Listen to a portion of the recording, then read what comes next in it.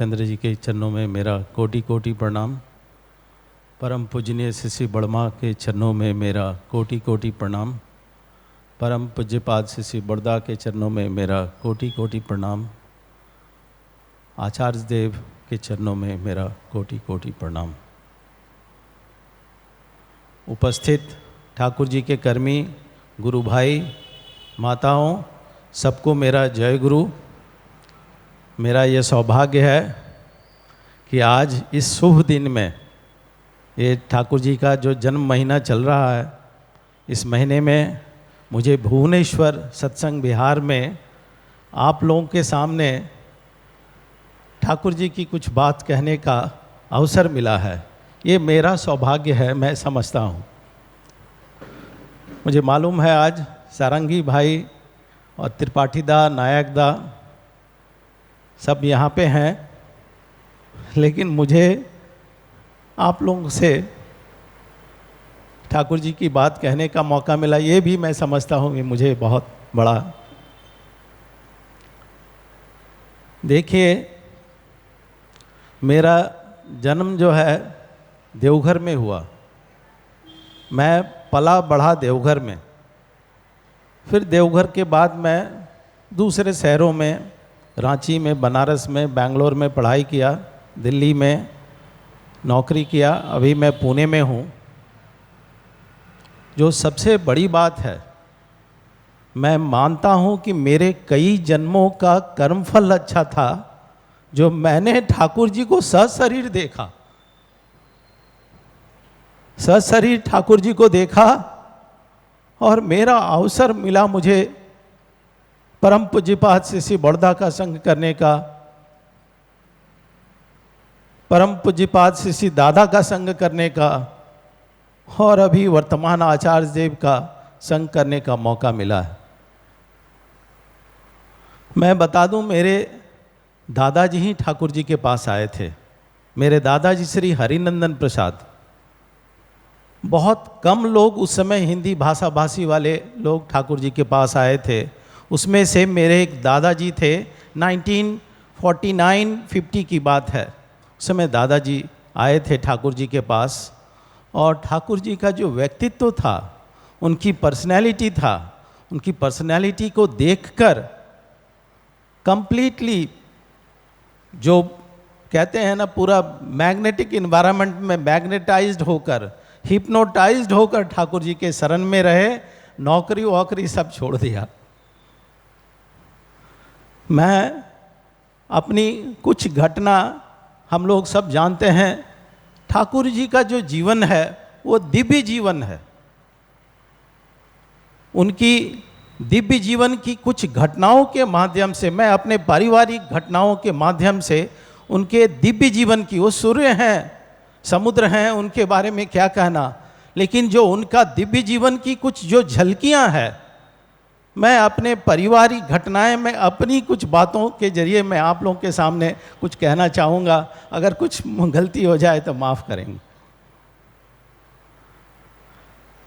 13 अक्टूबर 1960 की घटना है। ठाकुर जी, जो लोग देवघर गए हैं, ठाकुर जी का जहाँ अभी श्री विग्रह है, जहाँ पे बैठ के प्रेयर होता है, वहीं पे ठाकुर जी विराजमान थे। मेरे बड़े भाई का नामांकन होना था, तो मेरे दादाजी श्री हरिनंदन प्रसाद, मेरे पिताजी श्री रामनंदन प्रसाद ठाकुर जी के पास गए और जाकर कहते हैं कि मेरे पिताजी रामनंदन प्रसाद का निक नेम लाल है। वो कहते हैं, लालेर छेले हुए छे, उसका नाम क्या रखेंगे। 13 अक्टूबर 1960 की घटना है। तो ठाकुर जी बोलते हैं मेरे दादाजी को, तुम्हारे पिताजी का क्या नाम है।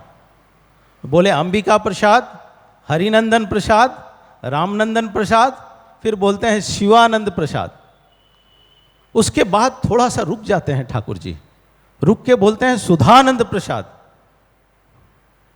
देखिए, मेरे रोंगटे खड़े हो जाते हैं। तो वहीं पे देवीदा बैठे हुए थे। देवीदा बोलते हैं, और कि दुटो नाम থাকবে। ठाकुर जी बोलते हैं ना ना जे आषाढ़ छेले आछे तार नाम हबे। मेरा जन्म 29 जनवरी 1962 को हुआ, मैं माँ के गर्भ में नहीं था, ठाकुर जी नाम दे दिए। पुरुषोत्तम, अवतार पुरुष, परम प्रेममय अवतारी पुरुष, जो भी बोले, यही दिव्य घटना है। ये दिव्य घटना लाखों में है। मेरे पिताजी की घटना मैं सुना रहा हूं, 1952 की बात है। दुमका में ठाकुर जी थे, मुखर्जी पार्क में बैठे हुए। जो लोग जानते हैं, ठाकुर जी जब पावना से देवघर आए 1946 में 2 सितंबर को, उसके बाद देवघर से और कहीं आउट स्टेशन नहीं गए, वो एक ही शहर आउट स्टेशन गए, वो था दुमका। और वो 50s में, अर्ली 50s में, 1952 की घटना है। ठाकुर जी मुखर्जी पार्क दुमका में बैठे हुए थे, वो टेंट लगाया गया था वहाँ पे। अभी दुमका में वहाँ पे मंदिर है ठाकुर जी का, वहाँ पे बैठे हुए थे। और बहुत सारे जो लोग, मैं देखा हूँ ठाकुर जी को, तो मैं बता रहा हूँ, ठाकुर जी हरदम is always surrounded by different kind of people.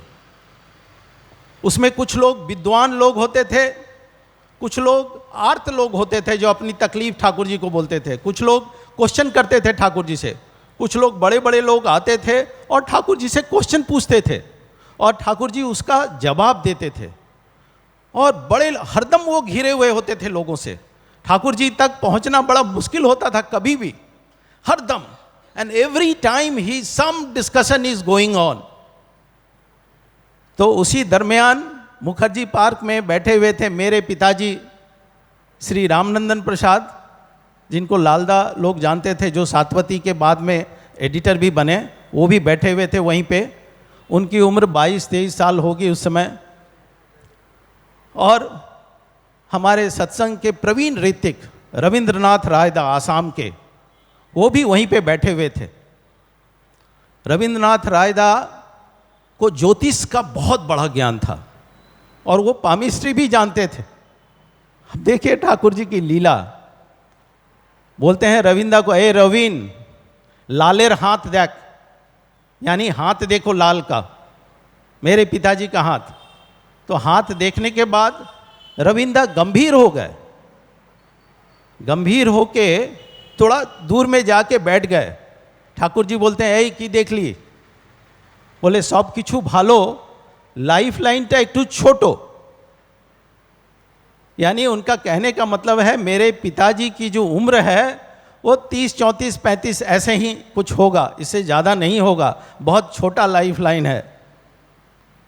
Thakur ji ने पिताजी को बुलाया, सामने आए, एकदम सा नज़दीक बुलाया, हाथ पकड़ लिए, हाथ पकड़ के 3 बार सर्किल करके घुमाया और घुमा के बोलते हैं, किंग कुर्वन्ति ग्रह सर्वे जस्य केंद्रे बृहस्पति, किंग कुर्वन्ति ग्रह सर्वे जस्य केंद्रे बृहस्पति। और उसके बाद पिताजी को कहते हैं, जाओ लग जाओ।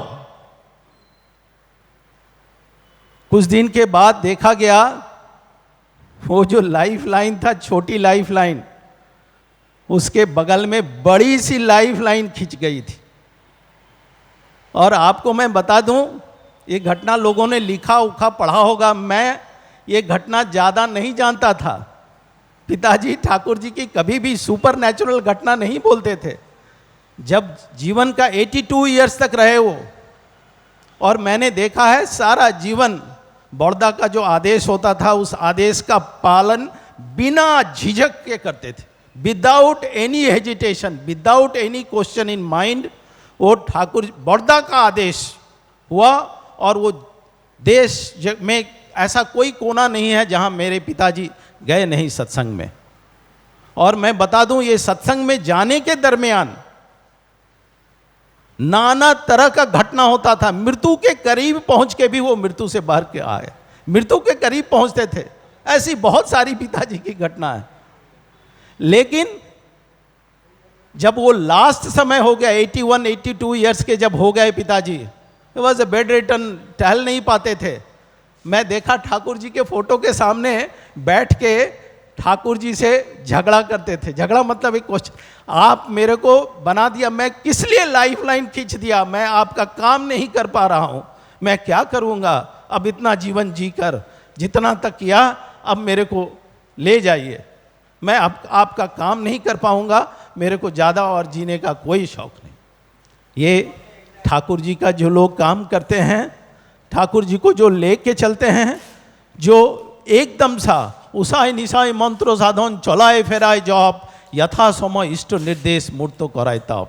ये बात जो है, ये बानी सब लोग सुने हैं। मैं बड़ौदा के मुख से कम हजारों बार ये बानी मैं सुना हूँ। बड़ौदा के मुख से 2 बानी मैं अक्सर सुनता था, एक ये, दूसरा you are for the Lord not for the others, you are for the Lord and so for others. हम लोग तीसरी बात जो बड़ौदा बोलते थे, वो कहते थे, लड़के सबको बुलाकर पूछते थे, ए नाम ध्यान करिस? तो कोई बोलता है सकाले उठते पारी ना, कोई बोलता है मैं এইটা समय करी ওইটা समय करी, लड़का सब बोलता था। बड़ौदा बोलते थे এই চেষ্টা করবি অন্তত 5 मिनट सकाले, ये जो ब्रह्म मुहूर्त होता है, जो सूर्योदय के पहले का जो 1.5 घंटा होता है, वो ब्रह्म मुहूर्त कहलाता है। उस मुहूर्त में 5 मिनट टाइम फिक्स करके रोज करो, मिनिमम 5 मिनट्स। नाम ध्यान करने से ही हम उनसे युक्त होते हैं। जब तक हम उनसे युक्त नहीं होते हैं, उनकी बात को समझ पाना हमारे लिए मुश्किल होता है। हम उनसे जब तक कनेक्ट नहीं होते हैं, and only process to connect him is a नाम और ध्यान। ठाकुर जी की बानी फिलॉसफी हम सब लोग जानते हैं। हम लोग सब लोग कहते हैं हम ठाकुर जी से प्रेम करते हैं, हम ठाकुर जी की पूजा करते हैं। ठाकुर जी कहते हैं चरण पूजा का मतलब होता है चलन पूजा। चलन पूजा क्या है? ठाकुर जी का चलन हम लोग जानते हैं। ठाकुर जी की बानी है, इंग्लिश में वो कहते हैं my life is my materialised magazine, यानी मेरी जीवन ही मेरी बानी है। ठाकुर जी जो जो बानी दे कर गए हैं, उसको जीवन में बहुत जगह अमल करके भी गए। हम सब लोग जानते हैं ठाकुर जी की जो मेन फिलॉसफी है, ठाकुर जी की जो भावधारा है, वो भावधारा में है बीइंग एंड बिकमिंग, बचना और बढ़ना। ठाकुर जी कहते हैं बचने बढ़ने का जो मर्म है वही धर्म है। हम सब लोग चाहते हैं बचेंगे, हम लोग सब लोग बचना चाहते हैं, और सब हम लोग जीवन में आगे बढ़ना भी चाहते हैं। और ये बचने बढ़ने में जो बाधा है, क्या जो लोग ठाकुर जी के शरण में नहीं आए, वो क्या बच नहीं रहे हैं? वो क्या जीवन में बढ़ नहीं रहे हैं? पूरा सत्संग, पूरा भुवनेश्वर शहर में क्या सब सत्संग ही है? वो भी तो बच रहा है। जीने का एक कला होना चाहिए, जीने का एक तरीका होना चाहिए। हमारा जीवन सुखमय होना चाहिए, शांतिमय होना चाहिए, प्रेम से भरा होना चाहिए। ऐसा जीवन जीने के लिए ही ठाकुर जी के शरण में आना है। और हमारे जो बचने बढ़ने में जो बाधा है, आप जितने भी धर्म ग्रंथों को पढ़ लें, जितने भी देवी देवताओं की बात को पढ़ें, सब में एक निचोड़ आएगा। वो कहते हैं कि भगवान कृष्ण ने गीता में कहा है, जैसे आग के ऊपर राख होता है, जैसे मिरर के ऊपर डस्ट होता है, वैसे भ्रूण के ऊपर एक लेयर्स ऑफ लिपिड होता है। और वो लेयर्स ऑफ लिपिड जो है, वही प्रवृत्ति है, वही विजडम को कवर करके रखता है। हमारा जो विजडम है, विजडम के ऊपर हमारी प्रवृत्तियां होती है। यह है काम, क्रोध, मद, लोभ, मोह और मात्सर्य। ये 6 प्रवृत्तियां ही हमारे जीवन को बचने बढ़ने में बाधा डालती है, हम लोग को बचने बढ़ने नहीं देता है। लोभ प्रवृत्ति हम लोग को बचने बढ़ने नहीं देता है। काम प्रवृत्ति, ठाकुर जी बोलते हैं इसको त्यागना नहीं है, इसको इष्टमुखी कर देना है, इसको सत्ता पोषणी कर देना है। ठाकुर जी की बानी है be adjusted and do good, that is the worship of God. माने अपनी प्रवृत्तियों को इष्टमुखी करके जीवन में आगे बढ़ो, वही धर्म है, वही पूजा है। हम लोग कैसे करेंगे, इसके लिए भी ठाकुर जी ने उपाय बताया। इसके लिए भी जो तरीका बताया है वो है नाम और ध्यान करने का तरीका। हम लोग सब लोग जानते हैं ठाकुर जी की बहुत सारी, ये जन्म महीना है उनका, 135वां जन्म दिवस हम लोग मना रहे हैं।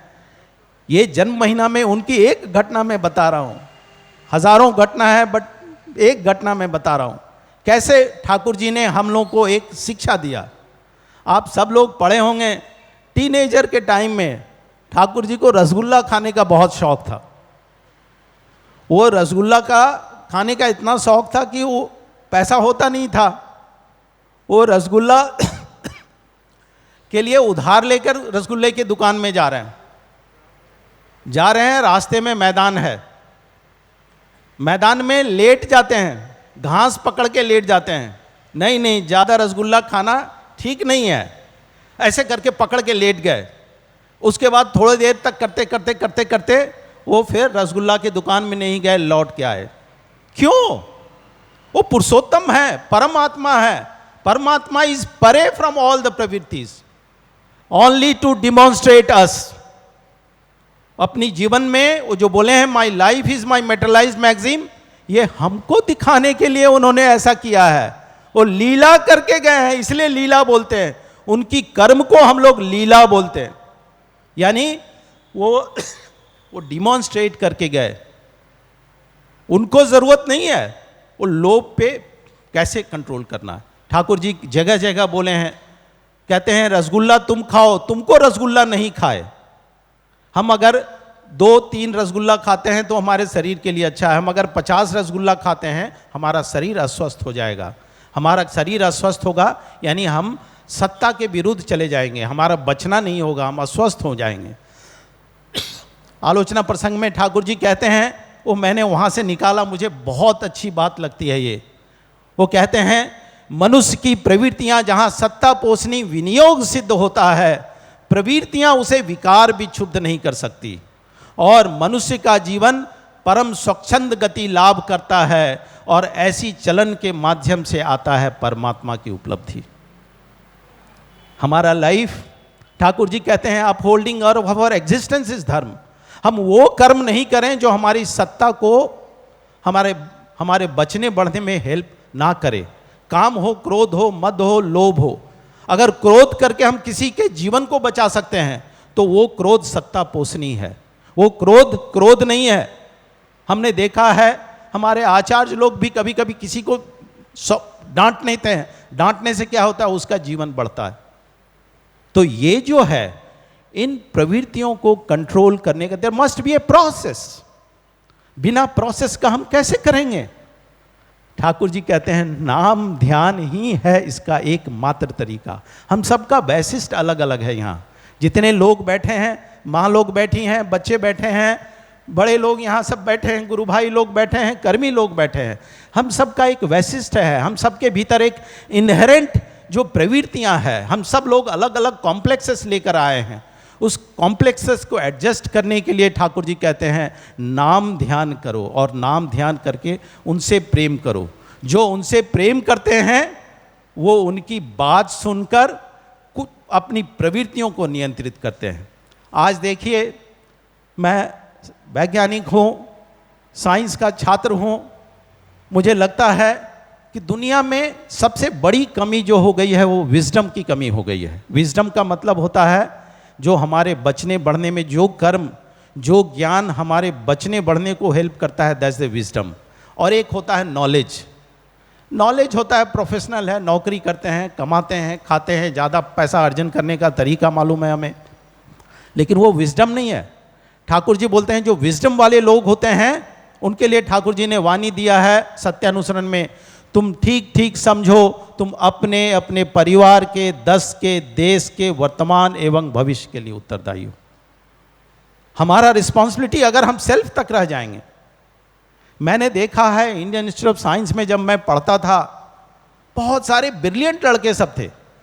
अभी भी मैं देखता हूँ लोग IIT में पढ़ते हैं, एम्स में पढ़ते हैं, IIM में पढ़ते हैं, और पढ़ने के बाद क्या है, कभी विदेश चले जाते हैं या कभी अपने देश में बहुत सारा पैसा अर्जन करते हैं, बहुत नाम अर्जन भी करते हैं। साइंटिस्ट हैं, नाम भी बहुत अर्जन करते हैं, लेकिन उनका सिर्फ एक ही रहता है, वो सेल्फ सेंटर्ड हो जाते हैं। अपने क्या, कभी कभी अपने माँ बाप का भी ख्याल नहीं रखते। अपने अपने परिवार के, 10 के, देश के वर्तमान एवं भविष्य के लिए ठाकुर जी ने, वो इसलिए नहीं करते हैं कि उन्होंने ठाकुर जी को नहीं पकड़ा। अगर वो ठाकुर जी को जो लोग पकड़ता है और माँ बाप को प्यार नहीं करता है, इसका मतलब वो ठाकुर जी को प्यार नहीं करता है। इसलिए कि ठाकुर जी बोले हैं, मातृभक्ति अटूट जितनी संतान में होती कृति उतनी, पिता में श्रद्धा माँ में टान, वह लड़का हो साम्य प्राण। अगर हम ठाकुर जी को प्रेम करते हैं, अगर हम इष्टवृत्ति करते हैं, तो मातृवृत्ति करेंगे, पितृवृत्ति करेंगे, भातृवृत्ति करेंगे, समाजवृत्ति करेंगे। तो ठाकुर जी को प्रेम करने के लिए जो पहला तरीका है, नाम और ध्यान।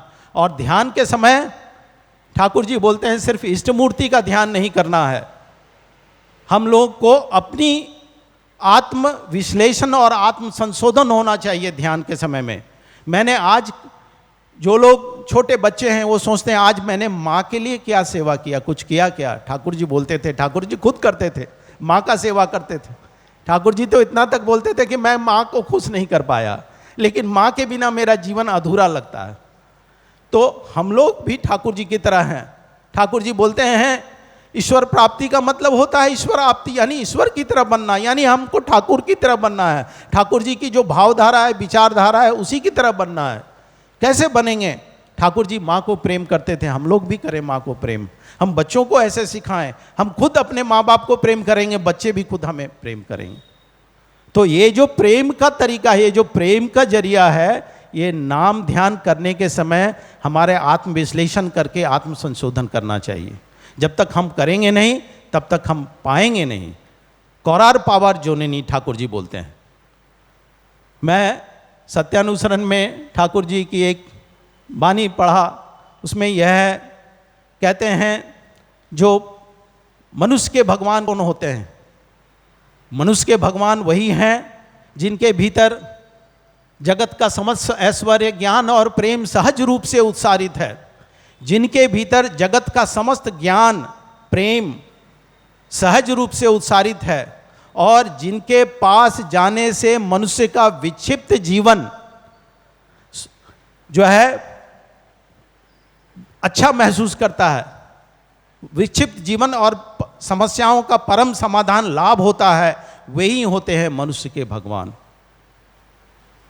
अभी मैं देवघर में था, 4-5 दिन देवघर में रहने का मौका मिला। अभी वर्तमान आचार्य देव, हम लोग उनको प्रेम से बावायदा कहते थे, अभी वो आचार्य देव हैं इसलिए आचार्य देव ही कहना है। आचार्य देव के पास बैठे थे, 3-4 दिन बैठने का मौका मिला। मैंने इनके पहले भी देखा है उनको। एक व्यक्ति अपनी समस्या का समाधान यहाँ से बोल रहा है कि यहाँ से बोल रहा है कि यहाँ से बोल रहा है कि यहाँ से बोल रहा है कि यहाँ से, ऐसे करके क्वेश्चन आता है उनके पास।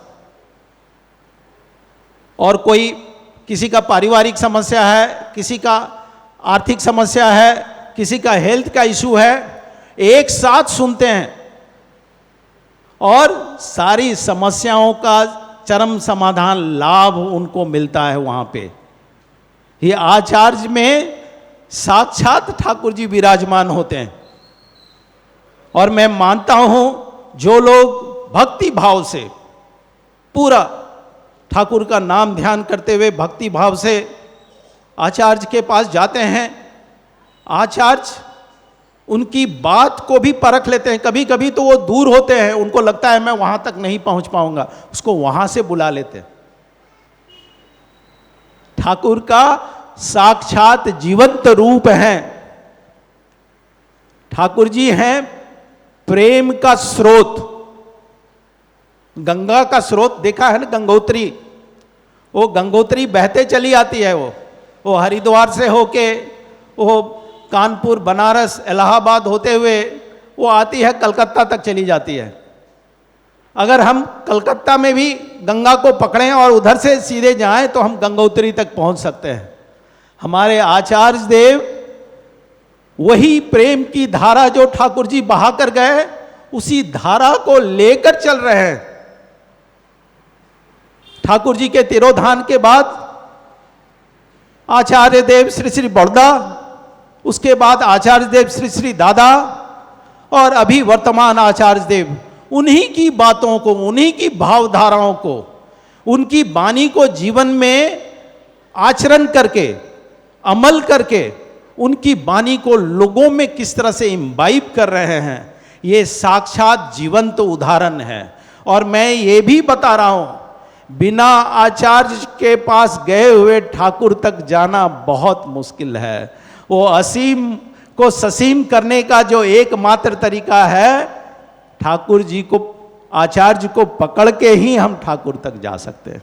हम नहीं पहुंच पाएंगे ठाकुर जी का। इसलिए सब लोग, जो लोग देवघर जाते हैं, और ठाकुर जी बोले हैं, देखिए ठाकुर जी की बात है, मैंने आलोचना प्रसंग में पढ़ा है, ये मेरा अपना एनालिसिस है। ठाकुर जी बोलते हैं दो तरह के मनुष्य होते हैं, एक जीवन कोटि, एक ईश्वर कोटि। जो ईश्वर कोटि मनुष्य होते हैं, उसके जो कैरेक्टरिस्टिक्स ठाकुर जी ने कहा, वो बोलते हैं अंतर्भेदी दृष्टि होती है उनकी, संगतिशील चलन और इष्ट स्वार्थ प्रतिष्ठा करना उनका जीवन का उद्देश्य होता है। कौन है ये? अंतर्भेदी दृष्टि किनकी है? इष्ट स्वार्थ प्रतिष्ठा कौन कर रहे हैं? और संगतिशील चलन, ठाकुर जी के साथ जो ठाकुर जी की बात है, जो भावधारा है, उसमें एवरीथिंग्स में लग रहा है ये ठाकुर जी की ही बात है, ठाकुर जी की तरह ही चल रहे हैं। और ठाकुर जी ने इतना ही नहीं कहा, उसके बाद उन्होंने कहा ईश्वर कोटि मनुष्य, जो मैं समझता हूं हमारे आचार्य देव हैं, उनका मुख दर्शन करने से भी जीवन में लाभ मिलता है। ये ठाकुर जी की बात है, उनका मुख दर्शन करने से। मैं जब आता हूं वहां से, तब जो है मुझे लगता है, देखिए मेरा सौभाग्य है, जब आचार्य देव, अभी वर्तमान आचार्य देव मेरे से उम्र में, सिर्फ मैं उम्र बोल रहा हूं, और कोई उम्र में 5 साल छोटे, जब वो छोटे थे तभी मैं देवघर से बाहर पढ़ने के लिए निकल गया, तो मैं हाथ जोड़ के जय गुरु करता था। मैं जानता हूं ठाकुर जी के संतान हैं, पर पौत्र हैं, प्रपौत्र हैं, पौत्र प्रपौत्र, सबको मैं देखा हूं, सबके भीतर वो दिव्य लालिमा, दिव्य चेहरा, हाथ जोड़ के करता था। एक बार मैं रांची से लौट कर आया, वर्तमान आचार्य जी बोलते हैं रविदा कैसे हैं, ऐसे करके आंख करके देखा। मैंने ठाकुर जी को देखा है, ठाकुर जी की आंख ऐसे लगता था जैसे लेजर लाइट है, जैसे सबका जो है स्केलेटन देख लेते थे सबका ठाकुर जी, वैसे ही इनका नजर देखा। मैंने बोला ये तो ठाकुर जी की ही आंख है, और मैं उसी समय से प्रणाम करना शुरू कर दिया। ये देखिए हमारे वर्तमान आचार्य देव हैं। हम सब लोग देवघर में जाएंगे, और उनकी बात, वो क्या बोलते हैं, वो कहते हैं अगर तुमको जाजन करने में असुविधा होता है, दीवाल से जाजन करो, रूम में बंद होकर ठाकुर जी की बात पढ़ो, और उसको ठाकुर जी की वाणी सबको स्मरण करो, अपने जीवन में उतारने की कोशिश करो, और बोलने की भी कोशिश करो लोगों तक। जब तक हम जाजन नहीं करेंगे, तब तक हमारा जजन परफेक्ट नहीं होगा, और जजन होगा तब जाजन होगा, दोनों में संबंध है। और जाजन के बारे में ठाकुर जी बहुत जगह बोले हैं। देखिए वो कहते हैं अनुसंधित सेवा सबसे अच्छा जाजन है। अनुसंधित सेवा का मतलब होता है अनुसंधान करके देखो उस व्यक्ति में क्या, किस भाव का अभाव है। आपके घर में कोई खाना पीना खाकर आया, उसके पारिवारिक कष्ट है बहुत, और आपने ठाकुर जी उसको जो है सबसे पहले खाने के लिए बहुत सारा चीज़ दे दिया, उसको तो इंटरेस्ट नहीं है, पेट भरा हुआ है, और उसको आपने ठाकुर जी की बात बहुत सारा बोल दिया, ठाकुर जी का मानी, ये मानी, वो मानी, वो मानी, इतना सारा बोल दिया। उसके दिमाग में भी है नहीं, उसके दिमाग में क्या है, मेरे परिवार का समस्या। अगर आप उससे बात करेंगे तो कहेंगे कि आप कैसे हैं दादा, आप अच्छे हैं, आपका कोई प्रॉब्लम तो नहीं लाइफ में, क्या है। जैसे जैसे बोलेंगे वो आदमी आपसे जितना ज़्यादा प्रेम करता है उतना ही खुल के बात करेगा। फिर वो पारिवारिक समस्या की बात जब करेगा, उस समय आप ठाकुर जी के विधि मुताबिक समाधान देंगे। पारिवारिक समस्या है, ठाकुर जी ने उस समस्या का समाधान दिया है। आलोचना प्रसंग में जगह जगह लोगों के समस्याओं का समाधान कैसे होता है, वो समस्याओं का समाधान दिया है। हम सब समस्या को लेकर आचार्य के पास नहीं जाना चाहिए। हम लोग भी ठाकुर जी के कर्मी हैं, हम भी उनकी समस्या का समाधान, लेकिन ठाकुर जी की विधि मुताबिक। तो ये जो समस्या का समाधान देंगे, ये अनुसंधित सेवा है और ये सबसे बड़ा जाजन है, ये सबसे श्रेष्ठ जाजन है। आप अगर किसी को सेवा देते हैं, किसी को तकलीफ से बाहर उठाए हैं, वो सोचेगा ये ठाकुर का आदमी है, इसलिए ऐसा करता है, इसलिए मैं भी ठाकुर का आदमी बनूंगा। और ठाकुर जी ने एक जगह एक बात बोला है, इस बात को भी हम लोगों को समझना चाहिए। ठाकुर जी बोलते हैं, अगर कोई बहुत व्यक्ति कोई आर्थिक समस्या से है, आप आर्थिक रूप से सबल हैं, अच्छे हैं, उसको अर्थ आप देते हैं। ठाकुर जी बोलते हैं, तुम जिसको देते हो वो देना भी, अगर वो किसी और को, जरूरी नहीं है तुम्हें ही दे वापस, वो जब तक किसी और को नहीं देता है, तुम्हारा देना भी सार्थक नहीं हुआ और उसका पाना भी सार्थक नहीं हुआ। This philosophy is a universal philosophy. Thakur ji परम पिता हैं, पुरुषोत्तम हैं, हम लोग सब उनके संतान हैं, वो यूनिवर्सल फादर हैं, यही यूनिवर्सल ब्रदरहुड सिखा के गए। मैं दिल्ली से पुणे गया, 50 लोग एक साथ हमारे साथ परिचित हो गए, जिनको मैं कभी नहीं देखता था। यहाँ मैं आया हूँ, मुझे लगता है मैं सबको जानता हूँ, सबसे मेरा एक प्रेम भाव लगा हुआ है। इसलिए you are for the Lord, not for others, you are for the Lord and so for others. Thakur ji की बात, बहुत सारी बातें हैं। मुझे लगता है कि समय हो रहा है, शायद मैं, जितने भी लोग यहाँ आए हैं, मैं ठाकुर जी से प्रार्थना करता हूँ, आप सब लोग का जीवन मंगलमय हो, आप सब लोग इष्टमुखी होके चलें, आप सब लोग जो है ठाकुर को सर पे लेके चलें, ठाकुर जी जब प्राइम लेके चलें। ये बोल के मैं अपनी बात खत्म करता हूँ। जय गुरु, वंदे पुरुषोत्तम।